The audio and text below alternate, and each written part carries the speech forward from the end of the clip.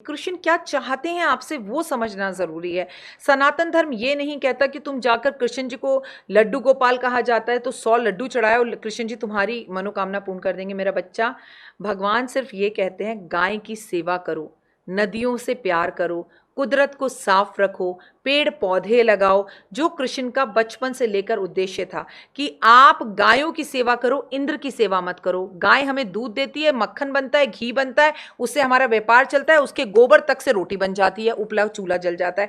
तो जो उन्होंने तब कहा था उसकी जरूरत तो अब कलयुग में ज्यादा है। कोविड ने हमें बताया कि पेड़ पौधे कितने जरूरी हैं, ऑक्सीजन कितनी जरूरी है। शायद आपने भी अपने किसी को खोया होगा जब आपको गैस का सिलेंडर या वो जो ऑक्सीजन है मास्क वो नहीं मिला होगा। तो अब तो कम से कम अपनी एनिवर्सरी पर अगर आपकी शादी नहीं हो रही है तो आपको कृष्ण जी की भक्ति करनी चाहिए। आपको कृष्ण की भक्ति के लिए गौशाला जाना चाहिए, अपने वजन के बराबर हरा चारा खिलाना चाहिए। और चलिए, गौशाला में तो वैसी गायों की सेवा बहुत होती है।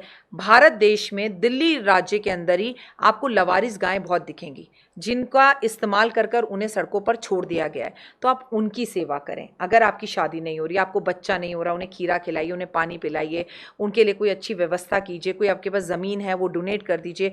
ऐसी लवारिस गायों को वहाँ पर रखिए। और अगर ये अपने बजट में ना हो तो 2 खीरा खिलाना हर भारतीय के बजट में है। It is more than enough.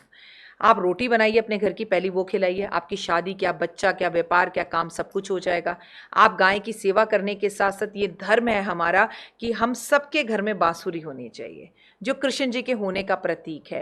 पहले सब जगह पर हुआ करती थी। मैं आपको बताऊं पूजा, अगर हस्बैंड वाइफ में बहुत झगड़े हो रहे हो, वो 2 बांसुरी लेकर उसे लाल रंग के रिबन से अगर अपने बेडरूम में बांध दें तो आप देखेंगे झगड़े होने बंद हो जाएंगे, आपस में प्रेम आ जाएगा, समर्पण की भावना होनी चाहिए।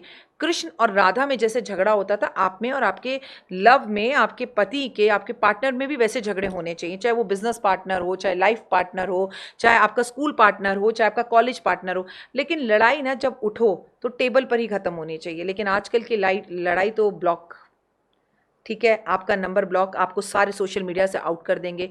जब आप थोड़े ठंडे हो जाएंगे, आपको चीज़ें याद आएंगी, फिर आप ओपन कर देंगे। रोज रोज वाली लड़ाई करो, इतनी करो, जम के करो, लेकिन फिर कभी हम दोस्त हो जाएं तो शर्मिंदा ना हो, ये बात याद रखो। ये आपने बहुत अच्छी बात कही है।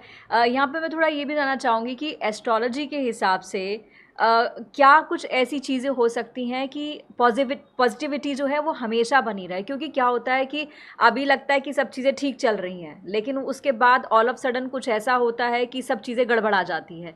तो लाइफ में एक कंसिस्टेंसी कैसे रहे? 16 कला संपन्न है श्री कृष्ण भगवान। अगर हम उन्हीं की बात करें, रोहिणी नक्षत्र में उनका जन्म हुआ है, वृषभ उनकी राशि है। वृषभ राशि का स्वामी चंद्रमा शुक्र, ठीक है। शुक्र और चंद्रमा से जुड़ी हुई ये राशि बहुत खूबसूरत राशि है। मैं आपको बताऊं, अगर आप गाय की सेवा करें, आप गौशाला जाएं, गौशाला में जाके दीपक जलाएं, गाय के घी का सेवन करें, गाय का दूध पिएं, तो आपकी ज़िंदगी में एंजाइटी की, मूड स्विंग्स की जो प्रॉब्लम है वो सॉल्व होती है।